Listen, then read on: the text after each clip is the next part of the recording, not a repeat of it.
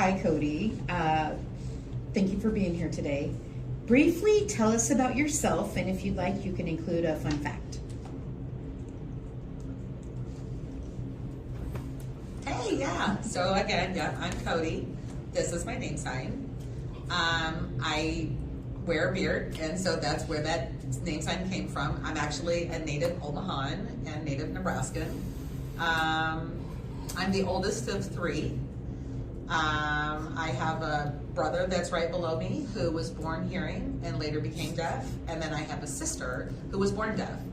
So our parents and all of our family has been hearing. We were the first deaf people in our family, and so that's kind of a fun fact about me. But another fun fact,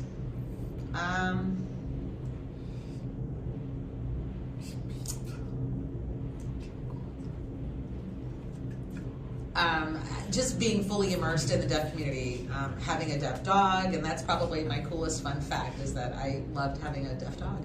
Thank you. You mentioned a name sign. How does that work? How do you get a name sign? Well, it's unique. Nebraska has strong sign exact English roots, and so initially my name sign was this, see on the upper left shoulder. And initialized name signs is pretty common here. I was mainstreamed through K through 12, and my senior year I went to the residential school to play football. And there were a lot of similar name signs initialized and right in the chest area. I had always had a goatee in high school before I grew out the full beard, and there was a lot of confusion between who were we speaking to when we were calling out name signs. So that's when they came up with the C that you see on the chin. So yeah, that's been since high school. So can you tell us about when you first started to understand your deaf identity?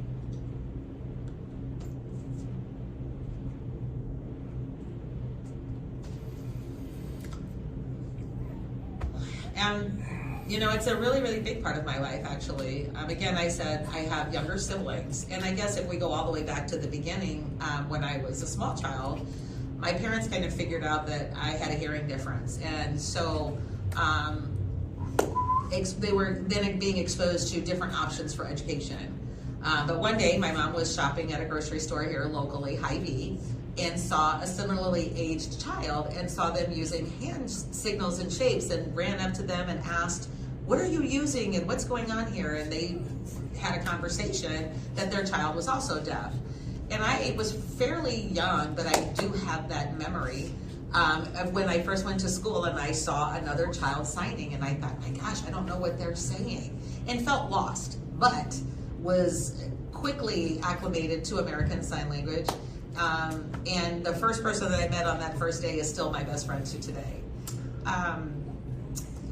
I mentioned I went to a mainstream program, so I went to the local hearing school, and I had younger deaf siblings. But for myself, and being the older child, I was involved in sports and still did not have the camaraderie of other deaf students, and there was always a challenge with communication. I remember there was, in the cafeteria, some days I would sit with my other deaf students, and then other days I'd sit with my hearing peers. And so really it was something that I contemplated and thought about all the way up and through high school, and I think that's when I really started to formulate my deaf identity.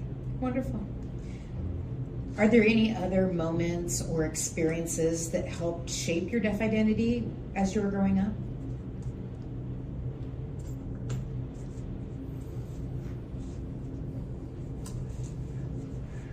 Or anyone specific?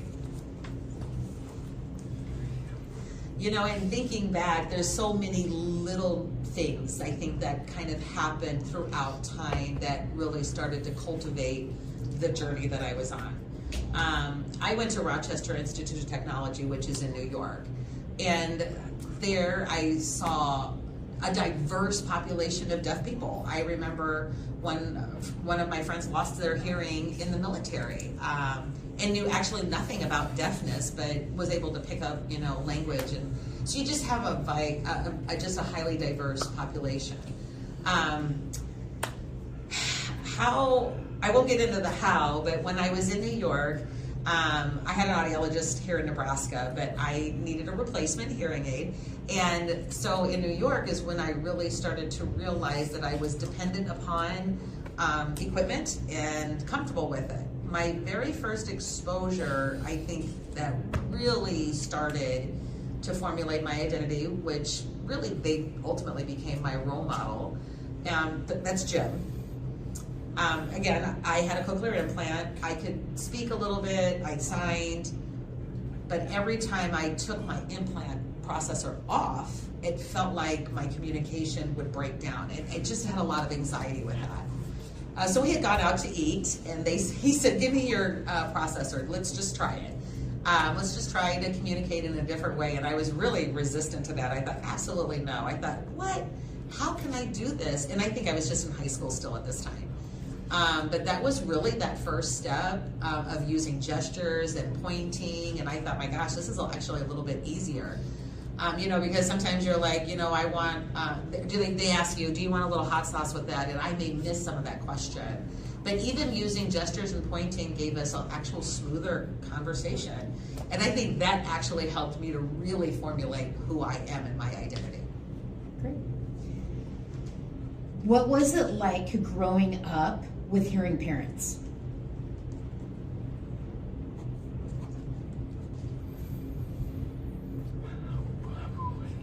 Well, I probably wasn't the best child or the easiest, I think. But in hindsight, as an adult now, I'm so grateful for my parents for everything. I mean, they were going through a journey as well as new parents. And they tried to really find all the tools available and present them to me and let me decide what I was comfortable with and what I decided I really needed in my life. And I shared that I have other deaf siblings, but we are all so very different. And even though we went to the same schools, we still had very different experiences. I could sign, I could speak, I had a cochlear implant. Now I may just use my cochlear processor for, music and, certain things at work, where my brother uses it 24/7. He uses his vocal ability more than I do. And my sister does not at all. And it's interesting because all three of us are so different, but we have the exact same upbringing. But our parents literally just did the work. They went and found all the tools, presented them to us, and helped us to figure out what would work best for us. So I'm very grateful for them. I love that part of your story. So you mentioned going to RIT and that was important for you. What did you discover about yourself during that time?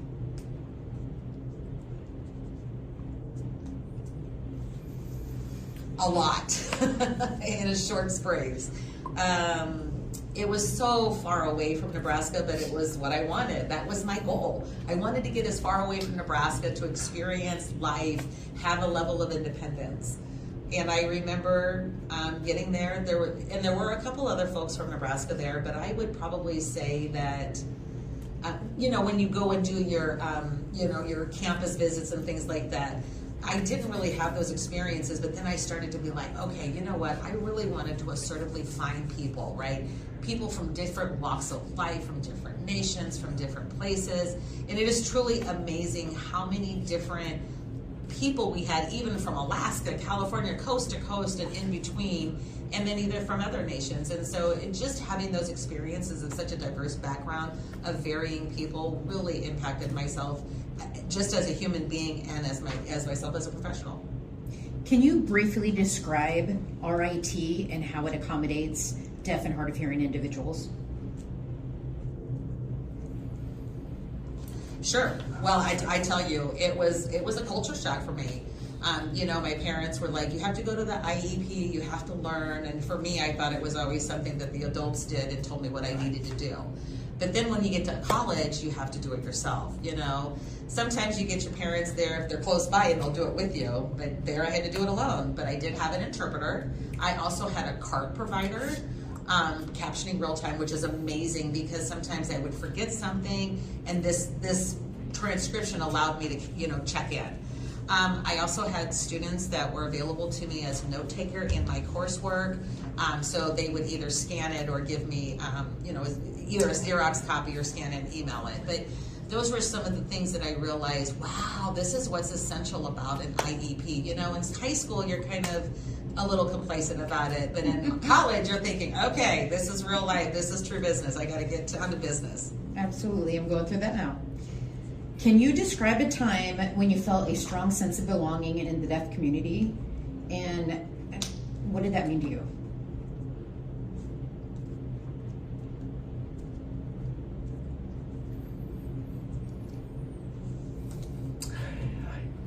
You know, I often say I'm one of those late bloomers. Some people find their community early on, and some folks find it later in life. And so it really kind of depends upon the path that you're on and the journeys that you're, you know, having.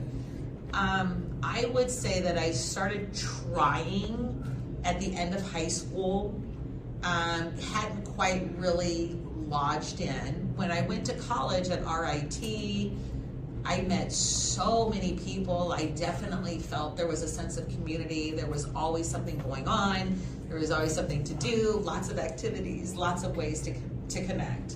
I then moved to Connecticut. Then that caused me to start brand new again, right? A brand new state, a brand new place. You got to find your people. And the first way to do that is find your community.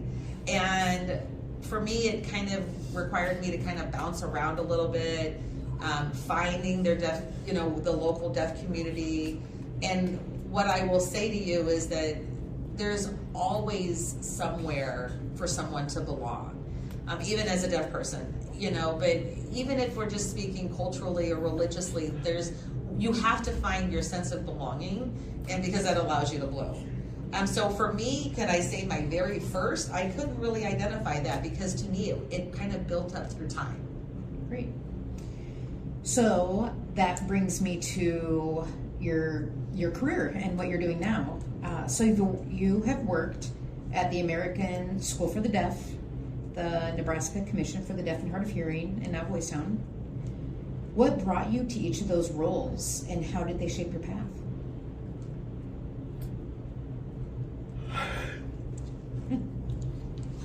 Well, you know, none of it was planned. I'll just honestly say that. American School for the Deaf, I didn't even know really what it was. And then I learned it was the very first residential school for the deaf in the country. I had just graduated. I was like, great, now what? They had a job opening, and I thought, there might be, you know, some relationship opportunities there. And so I looked back, and I think if I hadn't had that experience at American School for the Deaf, I don't know where I'd be today. Anyway, moved to Connecticut. Started working there. Again, I mentioned it was the very first school for the deaf in the country. I had never attended one.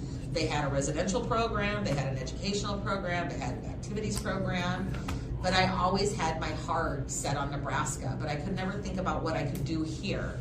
And then the Commission for the Deaf and Hard of Hearing had a job opening, and that led me back to Nebraska. So tell us about your role with Voice Town. Absolutely. So one of the passions in my life had always been, and one of the unique services that we have here in Nebraska, and this takes a little bit of history explanation here. In 1998, Nebraska School for the Deaf closed.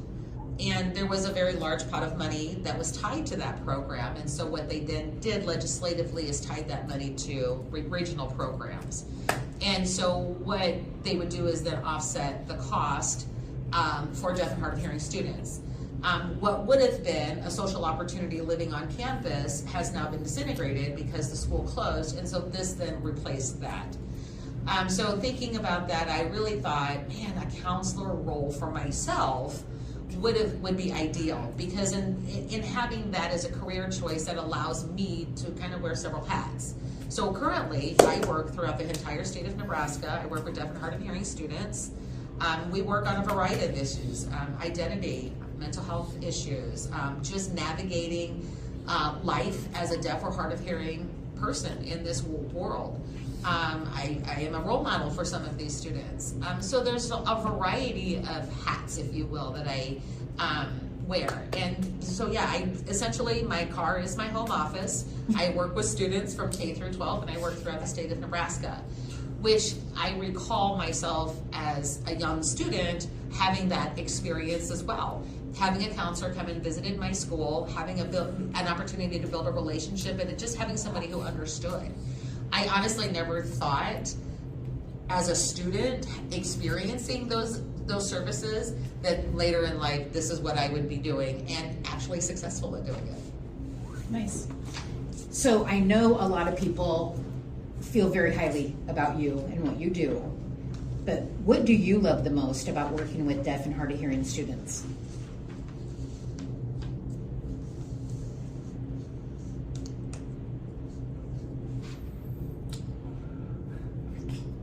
You know, every child is different, and I love meeting them. I'm always proud of Nebraska. You know, we don't have as lot of resources as other states, but the resiliency to work through things, the things that we do have to offer deaf and hard of hearing community members, it just kind of feels, I think, like Nebraska's underrated in a lot of different ways, but there's just something about Nebraska, which is ultimately why I think I really had a passion to come back home. But working with these deaf and hard of hearing students, I'm always excited to see what accomplishments they make on their different pathways, you know, whether it's their identities or what discoveries they make that will impact themselves as they mature through life.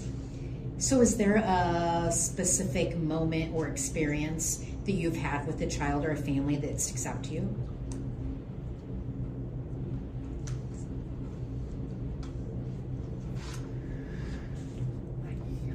You know, there's a lot of commonalities, or a lot of common themes, if you will, when I work within deaf and hard of hearing students and just working within the umbrella of hearing loss. You know, you've got students that are not comfortable or embarrassed about using the equipment that they need in order to be successful in classrooms, or speaking with that accent, if you will, and garnering weird expressions and looks at them. And what I'm trying to instill upon these students is that they're just fascinated and they're just trying to understand the diversity that's around them.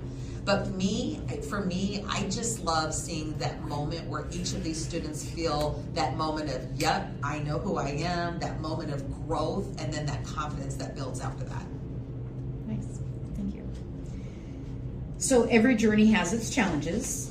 What are some of the harder moments for you, and how did you overcome them?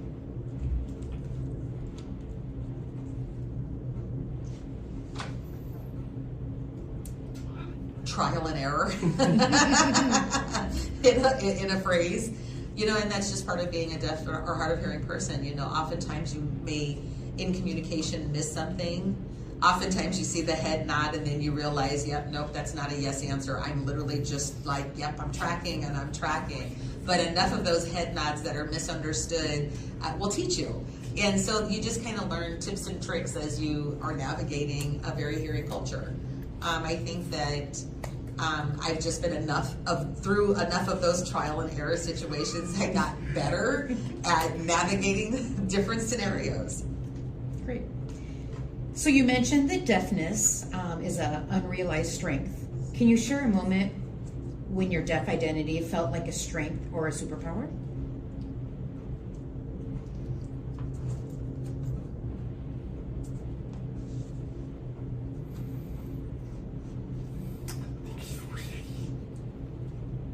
I think it's, you know, when I interact with hearing folks, and there's that moment of aha. Trying to think of a specific moment.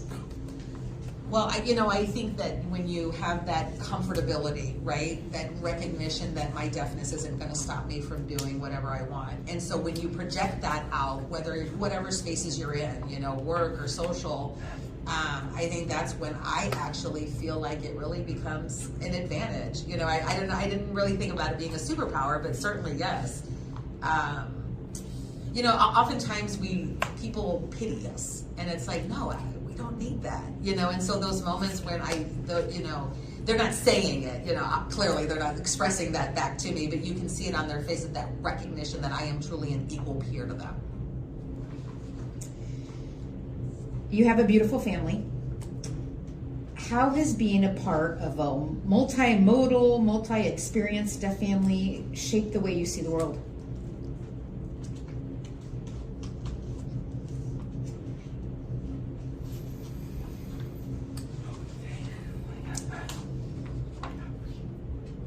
So I have a 2-year-old child. And let me back up. We have an 18-year-old Coda, child of deaf adults, and then we have a 2-year-old deaf child. And what I'm currently learning is that, and I think, you know, whether you're hearing or you're deaf, you, as a parent, you kind of know what to do for your child, right? But then there's a little bit of thought process behind that as to, ooh, what are the best things for my child? So, you know, thinking about it for myself, but now thinking about it for my 2-year-old child. And that's quite a journey. And it's going to ebb and flow, right? And I mean, clearly we're going to have culture and language instilled, but I'm thinking more deeply as a parent, thinking more about education, life choices, and those little things that you don't really often think about until they get a little bit older. But then when they start getting older, you have to keep them for mind. Great. So you're involved in a few deaf sport teams. What role do sports and community activities play in your life?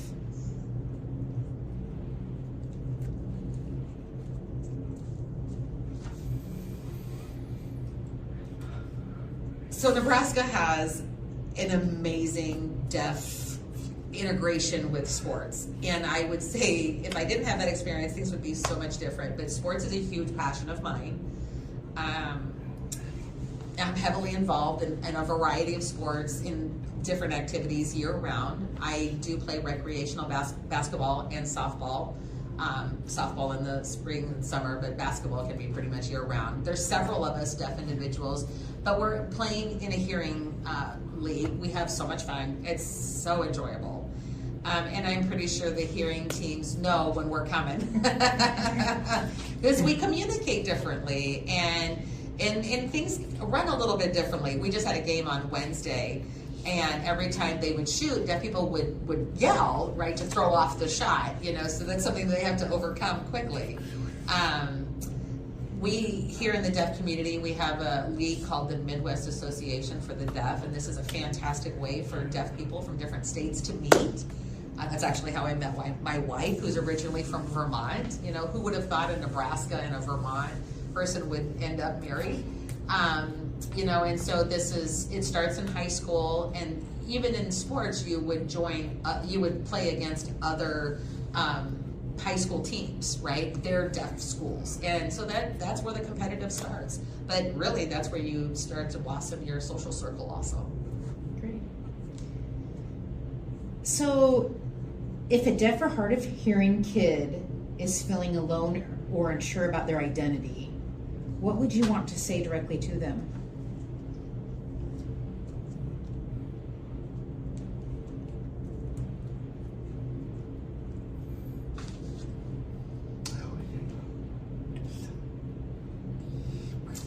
You know, everybody's, again, journeys are different. I shared myself and my siblings' experiences are varied from each other. But I would say that just that opportunity of seeing that there are other deaf and hard of hearing people out there, I'm not alone. And for me, that is highly important. Oftentimes, a child may be the only child in their class or school that has a hearing difference. And so that causes students to want to stand back and withdraw. And being able to kind of build a little bit of that confidence comes from knowing that there's other individuals like you, that you're not the only one. What do you wish you knew as a deaf kid?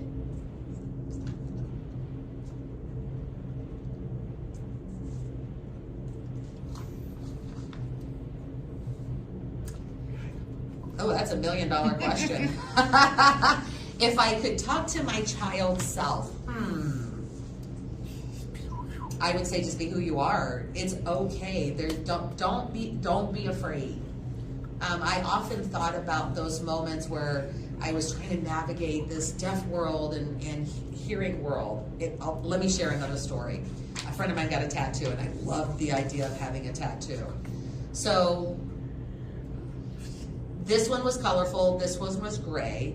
And he would say, you have to kind of find the color palette that fits you, right? So I was kind of using this analogy of a tattoo, like, do I want a color tattoo or a gray tattoo? And so that really analogy stuck with me. And I think that's important, right? You have to remember that we live in a very colorful earth, and so you want to lean towards that. Beautiful. What does finding your place in the world mean to you, and how can kids start exploring who they are?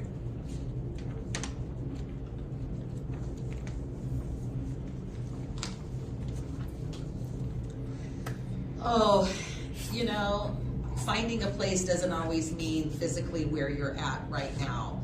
You know, along your journey, you will find a place of belonging. That may mean that you're close to home. That may mean you find yourself moving somewhere else. It's an importance to find acceptance. Sometimes that's within your family. Sometimes that's within the community through other friends. So you have to find that sense of belonging. And it's not the same for each person.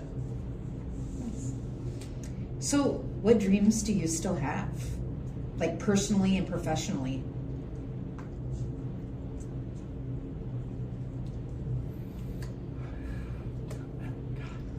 Professionally, the career that I'm in, you know, you're supposed to keep making goals, right? But for me, meeting these deaf and hard of hearing students and helping build that next generation, I mean, that for me is very satisfying. And so I really don't have any other goals professionally. Personally, we have another child on the way. And, you know, so family goals sometimes shift when that happens. And so I love watching my family grow and grow. And so, you know, I'm kind of on my own journey, but now I get to watch my children's journey and guide that. So I'm really excited about that. I love how passionate you are about Nebraska and the good life. What changes or progress would you like to see here in the next few years?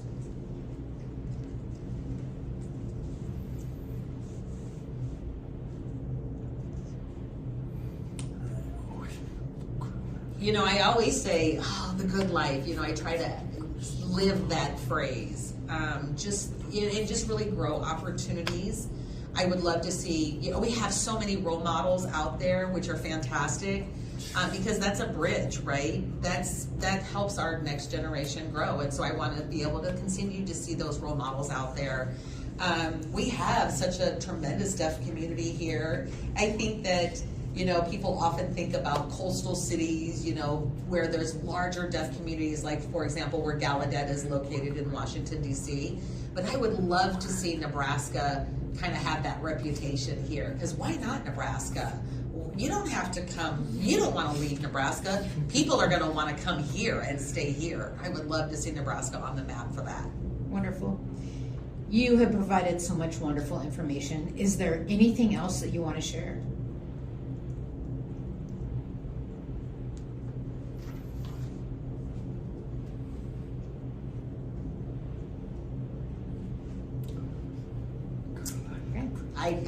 I would just say Nebraska is the good life. We truly have a fantastic community here.